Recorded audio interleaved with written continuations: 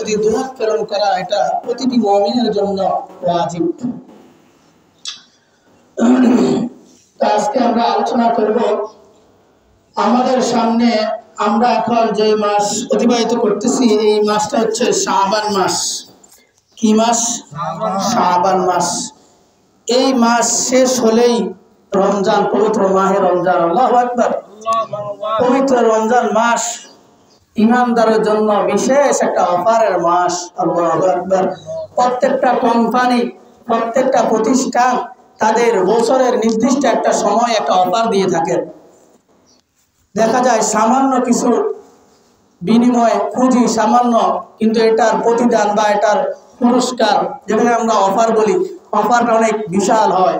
বিশেষ একটা ছাড় থাকে, অনেক, কেউ 50%, কেউ 30%, কেউ 60%, 70% পর্যন্ত ডিসকাউন্ট কেউ কেউ দেয়। তো এই রমজান মাস, সামনে রমজান মাস, মাহে রমজানে আল্লাহ পাক রব্বুল আলামিন প্রত্যেক মুমিনের জন্য কি পরিমাণ ডিসকাউন্ট, কি পরিমাণ অফার দিবেন আল্লাহ পাক রব্বুল আলামিনই ভালো জানেন। তবে আমরা জানি কম পক্ষে একেবারে একটা নফল সামান্য একটা নেক আমলকেও আল্লাহ তাআলা কম পক্ষে 70 গুণ বাড়িয়ে দিবেন। আল্লাহু আকবার, সুবহানাল্লাহ। আল্লাহ তাআলার কি পরিমাণ দয়া। তো ওই মাসটা আসার আগে যে শাবান মাস, এটাও কিন্তু গুরুত্বপূর্ণ মাস। আজকে শাবান মাসের 7 তারিখ চলতেছে। এই মাসটা অনেক গুরুত্বপূর্ণ একটা মাস, যেটা আমরা আজকে ইনশাআল্লাহ কোরআন হাদিস থেকে জানবো এবং এই মাসে আমাদের করণীয় সম্পর্কে আমরা জানবো। তো এই উম্মত কিন্তু বেশি একটা হায়াত পায় না।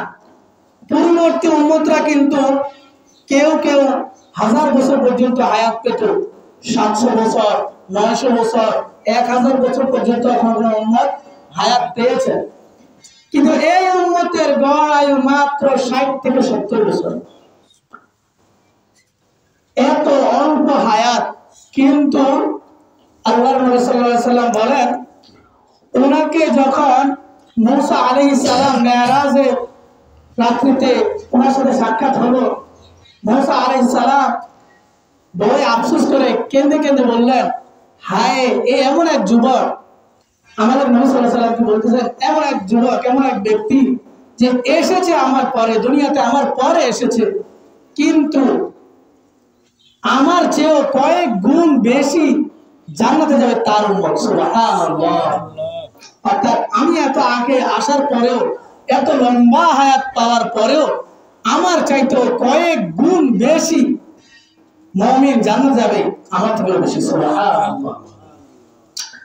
তো এই উম্মত সময় পাবে অল্প, কিন্তু এদের অফার অনেক বিশাল। আল্লাহ তাআলা এই উম্মতের জন্য বিশেষ বিশেষ কিছু অফার রেখেছেন। যেমন শুক্রবার দিন একটা অফার, গরিবের হজর দিন। আল্লাহু আকবার। আবার শুক্রবারের দিনের ভিতরেও কিছু অফার আছে। বিশেষ বিশেষ কয়েকটা মুহূর্ত আছে, যে মুহূর্তগুলোতে দোয়া করলে, যত বড় দোয়াই হোক, যত কঠিন বিপদেই থাকুন না কেন, আপনি দোয়া করেন ইনশাআল্লাহ, ওই মুহূর্তে এমন মুহূর্ত আছে আল্লাহ তাআলা আপনার দোয়াকে কখনোই ফিরাবেন না। আল্লাহু আকবার। তবে আপনার আমার ইয়াকিন থাকতে হবে 100%, অবশ্যই আমার দোয়া কবুল হবে। উদউল্লাহ ওয়া আনতুম মুকিনুনা বিল ইজাবা। তোমরা এমন ভাবে আল্লাহর কাছে দোয়া করো, রাসূল সাল্লাল্লাহু আলাইহি ওয়াসাল্লাম বলেছেন যে তোমরা এমন ভাবে দোয়া করো যে তোমরা পরিপূর্ণ ইয়াকিন যে অবশ্যই আমার দোয়া আল্লাহ কবুল করবেনই। উনি এমন এক সত্তা, এমন এক রাজাধিরাজ, এমন এক বাদশাহ, যার দরবার ছাড়া আমাদের আর কোনো দরজা নাই। দুনিয়ার ফকির তো একটা দরজায়, সেখানে কিছু না পেলে অন্য দরজায় হাত পাতে, ওখানে না পেলে আরেক দরজা যায়, এক বাড়িতে না পেলে অন্য বাড়িতে যায়, বাজারে ঢুকলে এক দোকানে না পেলে অন্য দোকানে পায়। কিন্তু তিনি তো এমন এক রাজা, এমন এক বাদশাহ, যার কাজ ছাড়া আমরা আর কারো কাছে পাওয়ার আশা করি না। উনি সবচেয়ে বড়, উনি সবচেয়ে মহান। আল্লাহু আকবার। তো বলতেছিলাম, এই শুক্রবারে কিছু কিছু বিশেষ মুহূর্ত আছে। যেমন কোন কোন মুফাসসির বলেন, পুরো শুক্রবার দিনে দোয়ার একটা বিশেষ মুহূর্ত। পুরো সপ্তাহের মধ্যে শুক্রবারটা হচ্ছে সাইয়্যিদুল আইয়াম। শুক্রবার দিন দোয়া করলে দোয়া ফিরায় না। আবার কোন কোন মুফাসসির আরেকটু সংক্ষেপ করেছে, আরেকটু খাস নির্দিষ্ট করে দিয়েছেন, যেমন শুক্রবারে আসরের পর থেকে মাগরিব পর্যন্ত যে দোয়াগুলো করা হয়, ইনশাআল্লাহ আল্লাহ তাআলা ওই দোয়াগুলো ফিরাবেন না। আর একটু খাস মুহূর্ত আছে, সেটা হচ্ছে দুই খুতবার মাঝখানে যখন খতিব সাহেব একটু বসেন, এই সামান্য সময় বসার মুহূর্তটা এটা একটা গুরুত্বপূর্ণ মুহূর্ত। এই মুহূর্তে যদি কেউ মনে মনে দোয়া করে ফেলে, ইনশাআল্লাহ তার দোয়া কবুল হবেই হবে। সুবহানাল্লাহ। কারণ ইমাম সাহেব প্রথম খুতবা শেষ করে খুতবার শেষ দিকে বলে, বারাকাল্লাহু লানা ওয়া লাকুম ফিল কুরআনিল আযীম ওয়া নাফা'না ওয়া ইয়্যাকুম বিল আয়াতি ওয়া যিকরিল হাকীম, আস্তাগফিরুল্লাহ লি ওয়া লাকুম। আমি আল্লাহর কাছে তোমাদের সকলের জন্য ইস্তিগফার করতেছি, আমার নিজের জন্য করতেছি। এরপরে উদউহু ফাইন্না রাব্বাকুম মুজিবুদ দাঈন, তোমরা আল্লাহর কাছে দোয়া করতে থাকো। খতিব সাহেব আরবিতে বলে, অনেকে আমরা বুঝি না, কিন্তু সেখানে খুতবার শেষ দিয়ে বলা আছে সবাই দোয়ার মধ্যে লেগে যান। এই সামান্য সময় যেই দোয়া করেন ইনশাআল্লাহ আল্লাহ তাআলা কবুল করে নেবেন। তো এই সময়টা কিন্তু সামান্য, আল্লাহ আমাকে এটা দেন ওটা দেন, অমুক বিপদ থেকে উদ্ধার করেন, অমুকের কাছে আটকে আসি, এত কিছু বলার তো সময় পাওয়া যাবে না। এই জন্য বুদ্ধিমানের কাজ হলো, ছোট্ট একটা দোয়া আছে কোরআনে কারিমে আল্লাহ শিখিয়ে দিয়েছেন, সংক্ষেপ দোয়া, দোয়াটার ভিতরে সব দোয়া লুকিয়ে আছে। সুবহানাল্লাহ। যেমন রব্বানা আতিনা ফিদ দুনিয়া হাসানা ওয়া ফিল আখিরাতি হাসানা ওয়া কিনা আযাবান নার। আল্লাহ দুনিয়ার যত প্রকার কল্যাণ আছে, যত প্রকার সফলতা আছে, সব আমাকে দান করুন। সুবহানাল্লাহ। এবং আখিরাতে যত প্রকার সফলতা আছে, কামিয়াবি আছে, যত নাজ নেওয়াত আছে, সব আমার ভাগ্যে লিখে দেন। সুবহানাল্লাহ। ওয়া কিনা আযাবান নার, জাহান্নাম থেকে মুক্তি দেন। দুনিয়া আখিরাত দুটোই এই দোয়ার মধ্যে শামিল, ছোট্ট একটা দোয়া। ومن زحزح عن النار وأدخل الجنة فقد فاز। الله أكبر। আল্লাহ তাআলা বলেন, যাকে জাহান্নাম থেকে মুক্তি দেওয়া হয়েছে এবং জান্নাতে প্রবেশ করা হয়েছে, তার যে সফলকাম আর কে আছে? সুবহানাল্লাহ। তাহলে এই দোয়ার মধ্যে সবটাই লুকিয়ে আছে। আল্লাহ তাআলা সংক্ষেপ দোয়া, জামি' মানে দোয়াকে পছন্দ করেন। আমাদের নবী সাল্লাল্লাহু আলাইহি ওয়াসাল্লাম দোয়া করার সময় এমন ভাবে দোয়া করতেন, দোয়ার আলফাজ বাক্য হবে কম কিন্তু অর্থ হবে অনেক। যেমন রব্বানা আতিনা ফিদ দুনিয়া হাসানা, আল্লাহ আমাকে দুনিয়া সকল কল্যাণ দিয়ে দেন। এখানে আমার ভাত কাপড়ের প্রয়োজন, এখানে আমার পরিবারের অভাব দূর হওয়ার প্রয়োজন, আমি অমুকের কাছে ঋণী আছি, ঋণ দূর হওয়ার প্রয়োজন, আমি অমুক জায়গায় বিপদে পড়ে আছি, আমার বিপদ দূর হওয়ার প্রয়োজন। আমার যত ভালো, আমার যত কল্যাণ দরকার, যত মুসিবত থেকে উদ্ধার পাওয়া দরকার, সবকিছু কিন্তু এই হাসানার ভিতরে লুকিয়ে আছে। সুবহানাল্লাহ। এই সংক্ষিপ্ত আল্লাহ তাআলাই শিখিয়ে দিয়েছেন। অফিল আখিরাতি হাসানা, আখিরাতে গেলে আমাদের প্রথম ঘাটি কবর, এরপরে হাসর, এরপরে মিজান, এরপরে ফুলসিরাত, এরপরেই না জান্নাত অথবা জাহান্নাম। এই হাসানা, অফিল আখিরাতি হাসানা, আমাদেরকে আখিরাতের সকল হাসানা, সকল কল্যাণ, সকল বিপদের মুক্তি দেন। এত বিশাল দোয়ার চেয়ে বাস অফিল আখিরাতি হাসানা, আখিরাতের যত ঘাটি আছে সব ঘাটি থেকে সকল বিপদের মুক্ত করে আমাকে সকল ঘাটি থেকে সফলতা দান করেন। সুবহানাল্লাহ। সংক্ষেপ দোয়াটা যদি আমরা ওই একটা মুহূর্তে এই দোয়াটা পড়া কিন্তু সহজ, 2 বা 3 বার পড়ে ফেলা যাবে। আল্লাহু আকবার। আরেকটা দোয়া আল্লাহ তাআলা কোরআনে কারীমের মধ্যে শিখিয়ে দিয়েছেন, রব্বি ফির ওয়ারহাম ওয়া আনতা খায়রুর রাহিমিন। রব্বি ফির, আল্লাহ ক্ষমা করে দেন, ওয়ারহাম, আল্লাহ আমার উপর রহম করেন। এই দুইটা দোয়ার মধ্যে দুনিয়া আখিরাত সব কিছুর কল্যাণ নিহিত আছে। সুবহানাল্লাহ। সংক্ষেপ দোয়া। একটা সুন্দর একটা বুদ্ধি শিখিয়ে দিলাম, আমরা এই আমলটা করবো। আলহামদুলিল্লাহ, আমিও চেষ্টা করি 2 খুতবার মাঝখানে যখন একটু সময় পাওয়া যায়, আমি নিজেও মনে মনে দোয়াটা করে ফেলি। আপনারা চেষ্টা করবেন যত সমস্যাই থাকুক সংক্ষেপে এই দোয়াটা তো আলহামদুলিল্লাহ সবাই পারে। রব্বানা আতিনা ফিদ দুনিয়া হাসানা ওয়া ফিল আখিরাতি হাসানা ওয়া কিনা আযাবান নার। আর মনে মনে রাখবেন, ইনশাআল্লাহ অবশ্যই আমার সকল বিপদ দূর হবেই হবে। ইনশাআল্লাহ আমার সকল কল্যাণ আল্লাহ আমাকে অবশ্যই দিবেনই দিবেন। ইনশাআল্লাহ এভাবে দোয়া করলে, একিনের সাথে দোয়া করলে আল্লাহ তাআলা কখনোই ফেরাবেন না। আসলে দোয়া একটা ইবাদত, দোয়া মুমিনের সবচেয়ে বড় হাতিয়ার। আমাদের হাতে কোনো কিছুই নেই, আমাদের তেমন কোনো শক্তি নেই, কিছুই তো ছিলাম না। আরে কিছুই তো ছিলাম না, আল্লাহ তাআলা আস্তে আস্তে সব দিয়েছে। তো আমাদের প্রত্যেকটা বিষয় দুনিয়াতে অনেক বিষয়ের সম্মুখীন হই, আমরা অনেক বিপদ আমাদের সম্মুখীন হই, অনেক কিছুর মুহতাজ হই। সবকিছু কিন্তু আল্লাহর হাতে, সবকিছুর চাবি কার হাতে ভাই? আল্লাহর হাতে। সবকিছুর চাবিকাঠি আল্লাহর হাতে। আমি যখন আল্লাহর কাছে দোয়া করব, আল্লাহ সাথে সাথে খুশি হয়ে যাচ্ছে। আল্লাহ তখন ফেরেশতাদেরকে বলে, ও ফেরেশতারা দেখো এ আমার কাছে কি চাইতেছে।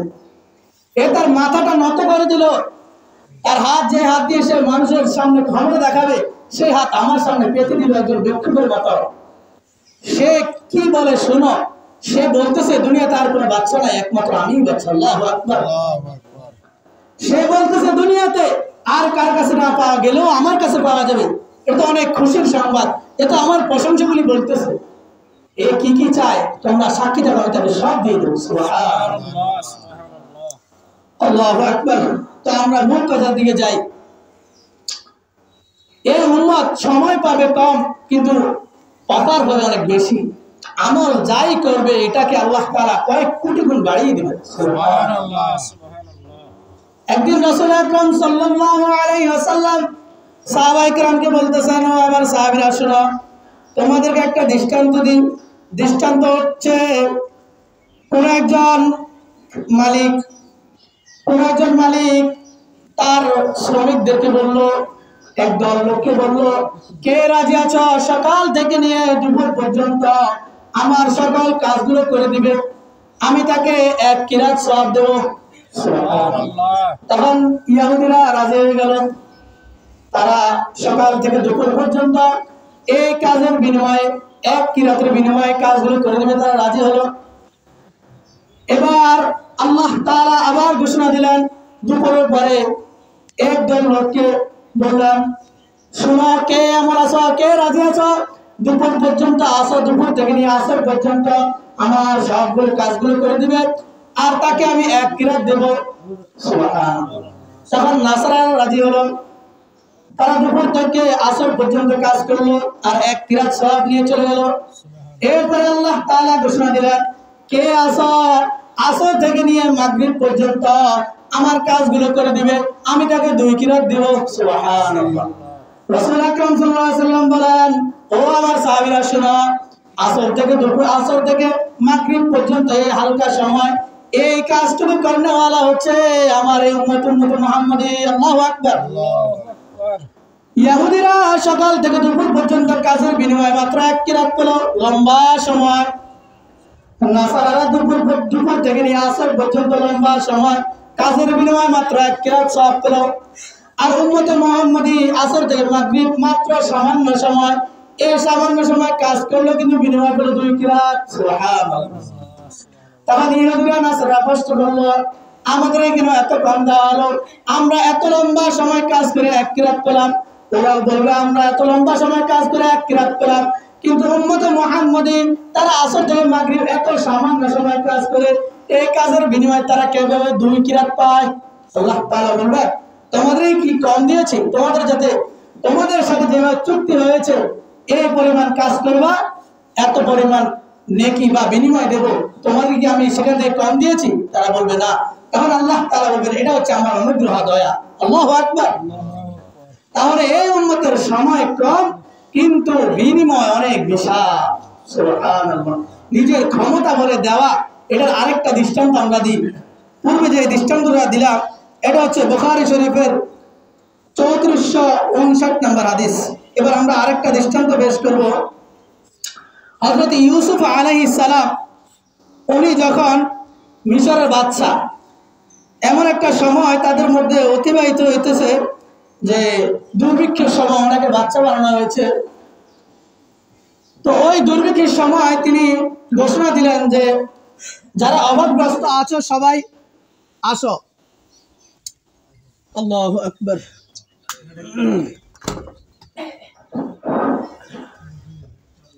হযরত ইউসুফ আলাইহিস সালাম ঘোষণা দিলেন, যারা অভাবগ্রস্ত আছো তোমরা আমার সাথে দেখা করো, সাক্ষাৎ করো, তোমাদেরকে আমি 100 পরিমাণ দিয়ে দান করবো।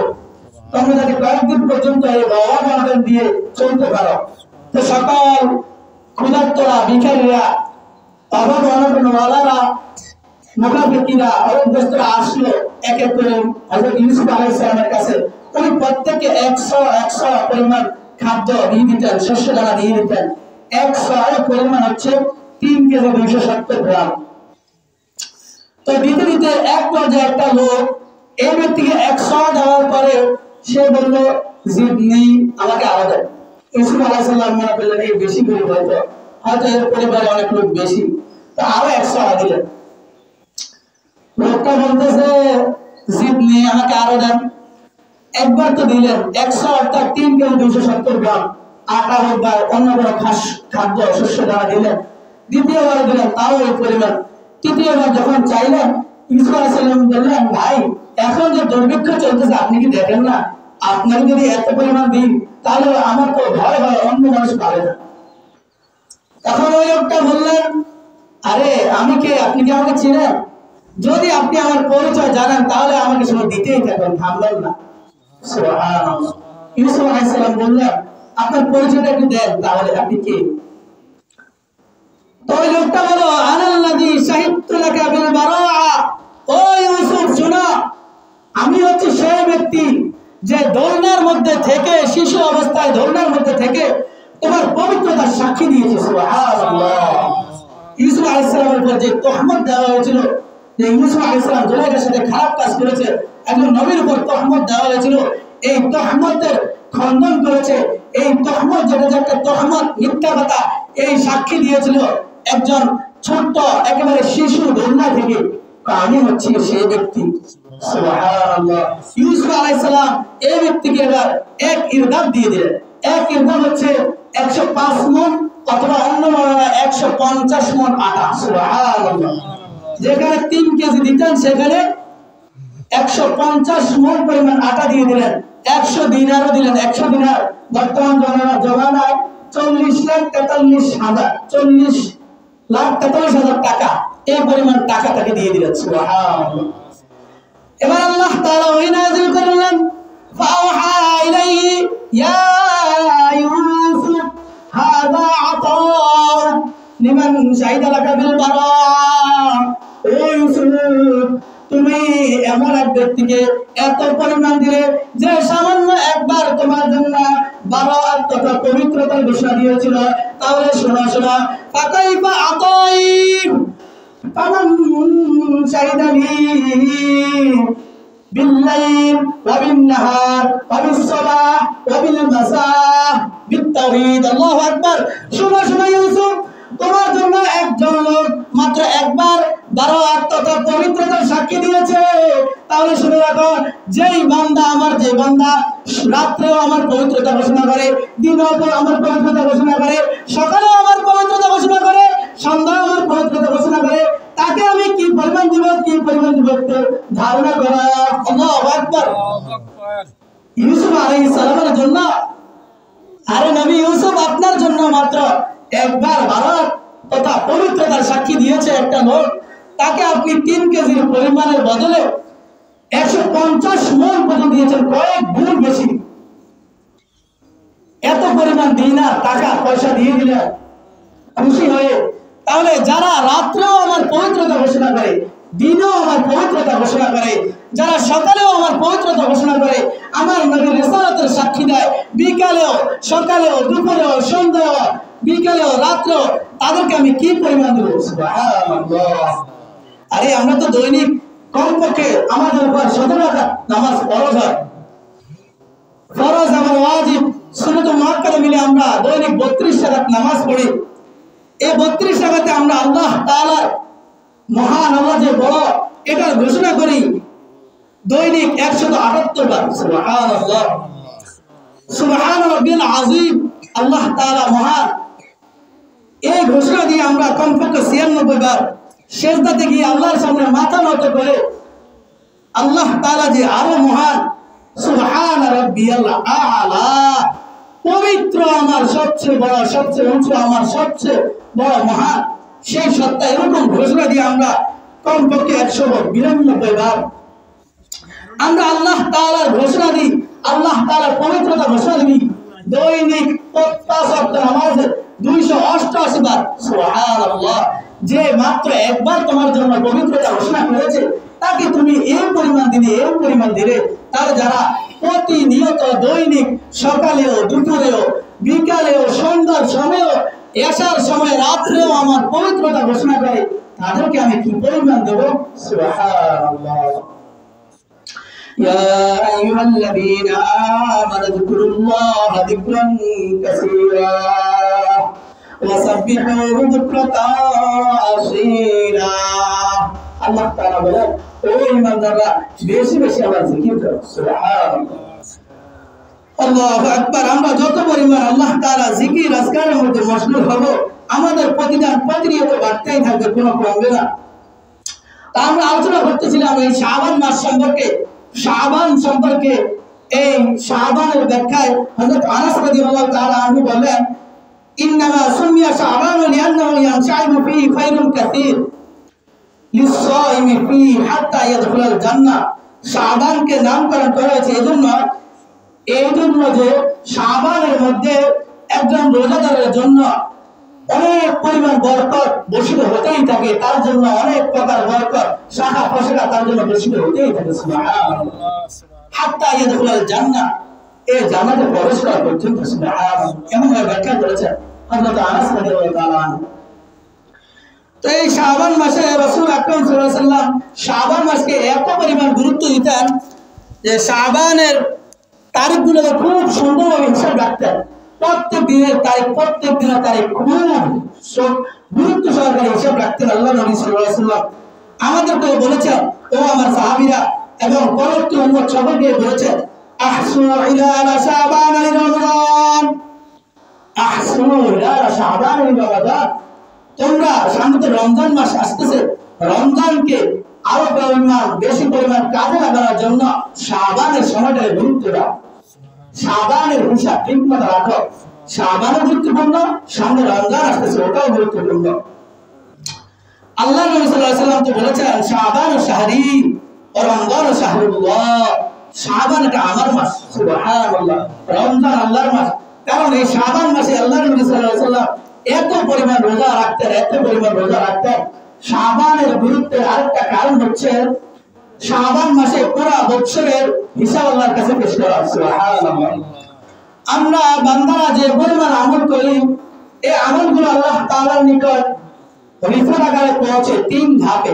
এক ধাপ হচ্ছে দৈনিক আমল, দৈনিকের রিপোর্ট দৈনিক আল্লাহর কাছে পৌঁছে। সুবহানাল্লাহ, এটার দলিল হচ্ছে বুখারী শরীফের 555 নম্বর হাদিস। রাসূল আকরাম সাল্লাল্লাহু আলাইহি ওয়াসাল্লাম ইরশাদ করেন, ইয়াতাআকাবুনা ফীকুম মালাইকাতুন বিল-লাইলি ওয়া মালাইকাতুন বিন-নাহার। তোমাদের কাছে তোমাদের কাছে আসা যাওয়া করে একদল ফেরেশতা। রাতের একদল ফেরেশতা আছে, আবার দিনে একদল ফেরেশতা আছে। ইয়াজতামিউনা ফি সালাতিল ফজর ওয়া সালাতিল আসর। একদল ফেরেশতা সকালে ফজরের সময় আসে, তারা সারাদিন ডিউটি করে কে কি আমল করে সব রিপোর্ট জমা নেয়। বিকাল পর্যন্ত আসর পর্যন্ত তারা রিপোর্ট জমা নেয়। আসরের সময় তারা চলে যায়। এই সময় আবার আরেকদল ফেরেশতা রাত্রের ফেরেশতা আসেন। সুবহানাল্লাহ, তারা আবার পুরো রাত্রি ডিউটি করে কে কি আমল করে সব রিপোর্ট জমা হয়ে থাকে। তারা আবার রাত্রি শেষ হয়ে ফজরের সময় তারা আবার আসমান চলে যায়। সুবহানাল্লাহ, তাদেরকে জিজ্ঞাসা করা হয়, আল্লাহ পাক রব্বুল আলামিন জানেন আমার বান্দারা কে কি আমল করেছে, তাদের রিপোর্ট কার রিপোর্ট কেমন। তারপর আল্লাহ তাআলা তাদেরকে প্রশ্ন করেন, কাইফা তারাকতুম ইবাদি, ও ফেরেশতারা আমার বান্দাদেরকে কি অবস্থায় রেখে এসেছো। ফায়াকুলুনা তারাকনাহুম ওয়া হুম ইউসাল্লুন ওয়া তাইনাহুম ওয়া হুম ইউসাল্লুন। সুবহানাল্লাহ, ফেরেশতারা বলেন, তবে আল্লাহ যখন গিয়েছি তখন দেখলাম তারা নামাজ পড়ে, ফজর নামাজ পড়ে, যখন আসছি তখন দেখি তারা আসর নামাজ পড়ে। সুবহানাল্লাহ, গেলাম তো দেখলাম তারা ফজর নামাজে মগ্ন, আসতে যেতে দেখলাম তারা আসর নামাজে মগ্ন। আবার যারা রাত্রের জন্য ডিউটিতে আসলো তারাও দেখলো, তারা বলবে আল্লাহ গিয়ে দেখি তারা বিকেল বেলা নামাজের মধ্যে মগ্ন, আবার আসর সময় দেখি তারা নামাজের মগ্ন, ফজরের নামাজ। সুবহানাল্লাহ, আল্লাহ তাআলা বলবেন ঠিক আছে তার পুরোটা সময় নেকের মধ্যে লিখে না। সুবহানাল্লাহ, একটা বর্ণনা আছে আল্লাহ তাআলা আসরের ময়দানে যখন হিসাব নিকাশের সময়, তখন কিছু কিছু বান্দার আমলনামা বিশাল এক সহিফা, বিশাল এক আমলনামা, বিশাল একটা খাতা আল্লাহ তাআলা নিকট আনা হবে। যার আমলনামাটা ওই ব্যক্তির সামনে থাকবেন, আল্লাহ তাআলা প্রথম পৃষ্ঠা উল্টাবেন, মাঝখান দিয়ে তো হাজার হাজার পৃষ্ঠা উল্টাবেন না, শেষ পৃষ্ঠাটা উল্টাবেন, এরপরে বদ্ধ করে দিবেন যাও মা। সুবহানাল্লাহ। যে ফেরেশতা আমলনামা লিখেছে, ওই ফেরেশতা আরজ করবেন রব্বুল আলামিন, এত বিশাল আমলনামা লিখলাম 60-70 বছর পর্যন্ত, হাজার হাজার পৃষ্ঠা, মাত্র প্রথম পৃষ্ঠা উল্টাইলেন, আবার শেষ পৃষ্ঠা উল্টাইলেন, আর তাকে মাফ করে দিলেন। মাঝখানে এতগুলো পৃষ্ঠা একটা বার দেখলেন না। সুবহানাল্লাহ। আল্লাহ তাআলা বলবেন, প্রথম পৃষ্ঠা উল্টিয়ে দেখলাম তার কালিমা তাইয়্যিবা লা ইলাহা ইল্লাল্লাহ মুহাম্মাদুর রাসূলুল্লাহ, তার প্রথম পৃষ্ঠাটা নেক আমল দ্বারা ভরপুর, শেষ পৃষ্ঠাটা ঈমান আছে, নেক আমল আছে, মাঝখানে শয়তানের দোকান কিছু তো হতেই পারে, এজন্য আমি তাকে মাফ করে দিলাম। সুবহানাল্লাহ। আল্লাহ তাআলা কি পরিমাণ অফার বান্দার জন্য রেখেছেন। সুবহানাল্লাহ। এটা হচ্ছে দৈনিকের রিপোর্ট। ফেরেশতারা সকালে আসে সন্ধ্যায় যায়, আবার একদল সন্ধ্যায় আসে সকালে যায়, পুরো দিনে কি হয়েছে রিপোর্ট আল্লাহর কাছে জমা দেয়। যদি আমরা নামাজে থাকি, নামাজে পাইলে তো নামাজেরটাই নেবে, যদি ভিন্ন কিছুর মধ্যে পাই তাহলে তো ভিন্নটাই যাবে। আল্লাহ তাআলা আমাদেরকে হেফাজত করুন। দ্বিতীয় ধাপ হচ্ছে সাপ্তাহিক রিপোর্ট আল্লাহর কাছে পেশ করা হয়। মিসকাত শরীফের হাদিস, তুআরাদুল আ'মাল ইয়াউমাল ইসনাইন ওয়াল খামিস فأحب أن يعرض عملي وأنا صائم। আল্লাহ নবী সাল্লাল্লাহু আলাইহি ওয়াসাল্লাম বলেন, ও আমার সাহাবীরা, ওনাকে সাহাবাগণ জিজ্ঞাসা করলেন, ইয়া রাসূলুল্লাহ, আপনি সোমবার রোজা রাখেন, বৃহস্পতিবার রোজা রাখেন, সপ্তাহে 2টা রোজা রাখেন, কেন রাখেন? আল্লাহ নবী সাল্লাল্লাহু আলাইহি ওয়াসাল্লাম আমলটা কমই ছুটতো, বেশিরভাগ আমল করতেন, অর্থাৎ প্রত্যেক সপ্তাহে সোমবার বৃহস্পতিবার রোজা রাখতেন। সুবহানাল্লাহ। জিজ্ঞাসা করলো, ও আল্লাহর নবী, প্রত্যেক সপ্তাহে সোমবারে বৃহস্পতিবার কেন রোজা রাখেন? আল্লাহ রাসূল সাল্লাল্লাহু আলাইহি ওয়াসাল্লাম বললেন, তুআরাদুল আমাল ইয়াউমাল ইসনাইন ওয়াল খামিস, প্রত্যেক সোমবার আর বৃহস্পতিবার আল্লাহর কাছে আমল পেশ করা হয়। সুবহানাল্লাহ। ফাউহিব্বু আন ইউরাদা আমালি ওয়া আনা সাইম, এজন্য আমি আশা রাখি, আমি চাইতেছি আমার আমলের রিপোর্টটা যাতে আমার রোজা অবস্থায় আল্লাহর কাছে পৌঁছে। সুবহানাল্লাহ। কোন কর্মচারী যখন কাজ করে, সারাদিনের চুক্তিতে কাজ করতেছে, মালিক সামনে নাই, সে সারাদিনে কি কাজ করলো না করলো, হঠাৎ যদি মালিক এসে তাকে দেখে কাজের মধ্যে, লোকটা খুশি, শ্রমিক খুশি থাকে, হ্যাঁ আমার মালিক আমাকে কাজের মধ্যে দেখেছে, মালিকও খুশি, আমার কর্মচারী কাজ করতেছে, এবার আর এত হিসাবের দরকার নাই সারাদিন কি করেছে। কিন্তু যদি কাজের মধ্যে না পায়, তাহলে চিন্তা করবে লোকটা আমার পুরো দিনে ফাঁকি দিয়েছে। সুবহানাল্লাহ। এজন্য আল্লাহ নবী সাল্লাল্লাহু আলাইহি ওয়াসাল্লাম বলেন, আমার আমলের রিপোর্টটা যদি রোজা অবস্থায় আল্লাহর কাছে পৌঁছে, তাহলে এটা আমার জন্য অনেক সুসংবাদ। সুবহানাল্লাহ।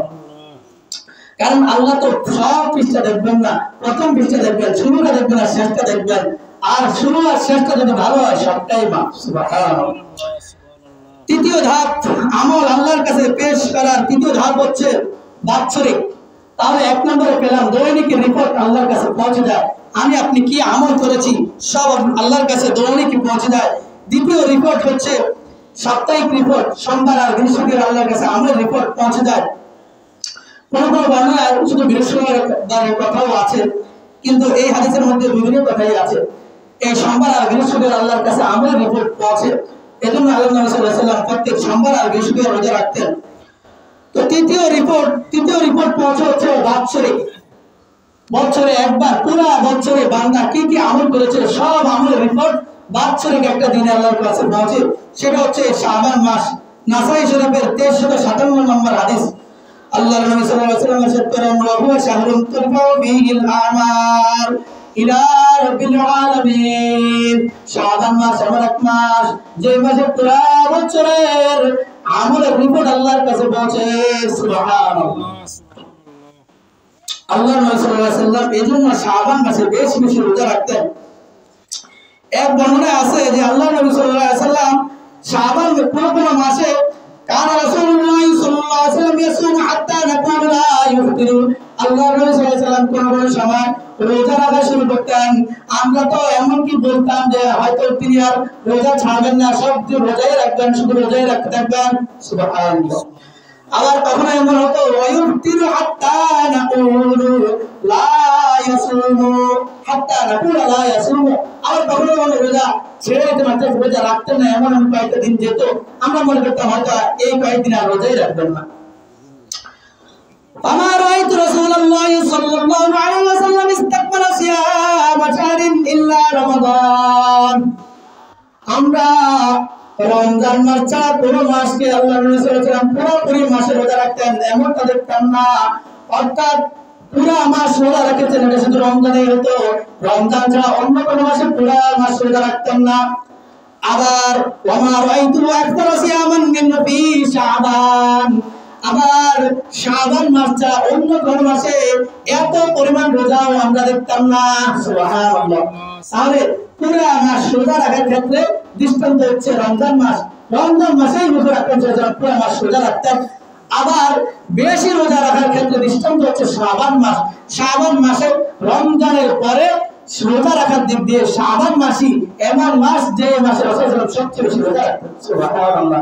এর কারণে তিনি উল্লেখ করেছেন, কারণ শাবানের আগের মাস হচ্ছে রজব মাস। রজব হচ্ছে আশহুরুল হুরুম, অর্থাৎ সম্মানিত মাসের মধ্যে একটা মাস। এই মাসে মানুষ ইবাদত বেশি করে। আবার শাবানের পরের মাস হচ্ছে রমজান মাস, বিশেষ একটা মাস। এই মাসে মানুষ ইবাদত বেশি করে, তাই শাবান মাসে মানুষের মধ্যে একটা গাফলতি আসে। শাবানের গুরুত্ব মানুষ বেশি একটা দেয় না। তো যে জিনিসের গুরুত্ব কম, যদি ওই জিনিসটা আমি একটু বেশি আমল করি তাহলে এটা আল্লাহ তাআলার নিকট বেশি পছন্দনীয় হবে। সুবহানাল্লাহ। কারণ রাত্রিবেলা তাহাজ্জুদের সময় খুব অল্প মানুষই তাহাজ্জুদের সময় ওঠে, কিন্তু এই সময় যদি কেউ উঠে আল্লাহর কাছে রোজাদারি করে, আল্লাহর কাছে মাথা নত করে, এটাই সবচেয়ে দামি সময় আল্লাহর কাছে। সুবহানাল্লাহ। কারণ আল্লাহ তাআলা ইবনে মাজাহ শরীফের 445 নম্বর হাদিস, আল্লাহ তাআলা এই রাত্রিতে একেবারে আসমানের নিচ প্রথম আসমানে চলে আসেন। দুনিয়ার আসমান যেটা বলা হয়, দুনিয়ার সাথে একেবারে মিলিত, দুনিয়ার একেবারে কাছাকাছি চলে আসেন। ইন্নাল্লাহা লা ইয়াত্তালিউ ফি লাইলাতিন নিসফি মিন শাবান, নিসফে শাবান, শাবানের অর্ধেক মাস অর্থাৎ শবে বরাতের সময় আল্লাহ তাআলা প্রথম আসমানে চলে আসেন, দুনিয়ার আসমানে চলে আসেন। فيغفر لجميع خلقه إلا لمشرك أو مشاعٍ, মুশরিক এবং মুশাহিন সব বান্দাদেরকে আল্লাহ তাআলা মাফ করে দেন। সুবহানাল্লাহ। মুশরিকের ক্ষমা নাই। আল্লাহ তাআলা এখানে শাবানের কথা আছে, অন্য হাদিসে আছে আল্লাহ তাআলা প্রতি রাতে শেষ রাত্রিতে সূরা সাদিকের আগ মুহূর্তে আল্লাহ তাআলা একেবারে দুনিয়ার কাছাকাছি, দুনিয়ার আসমান অর্থাৎ প্রথম আসমানে চলে আসেন। আর ডাকতে থাকেন, আলা মিন মুস্তাগফিরিন ফাগফিরলাহ, ও আমার বান্দারা কে গুনাহ ক্ষমা চাইবা চাও, আমি তোমাদের কাছে চলে এসেছি। সুবহানাল্লাহ। গুনাহ ক্ষমা করে দেব। আলা মিন মুস্তারজিকিন ফাগফিরলাহ, হে শুনো আমার বান্দারা, কার রিজিকের প্রয়োজন আমার কাছে রিজিক চাও, রিজিক তাকে আমি বাড়িয়ে দেব। সুবহানাল্লাহ। আলা কাযা আলা কাযা হাত্তা তাকমিলুল কদর, সূরা সাদিক পর্যন্ত আল্লাহ তাআলা রাখতেই হবে। সুবহানাল্লাহ। এই মাসটা অনেক গুরুত্বপূর্ণ মাস। এই মাসে আল্লাহ নবী সাল্লাল্লাহু আলাইহি ওয়াসাল্লাম সবচেয়ে বেশি রোজা রাখতেন এবং এই মাসে কোরআন তেলাওয়াত একটু বেশি করা দরকার, কারণ এই মাসের পরের মাসটাই হচ্ছে রমজান।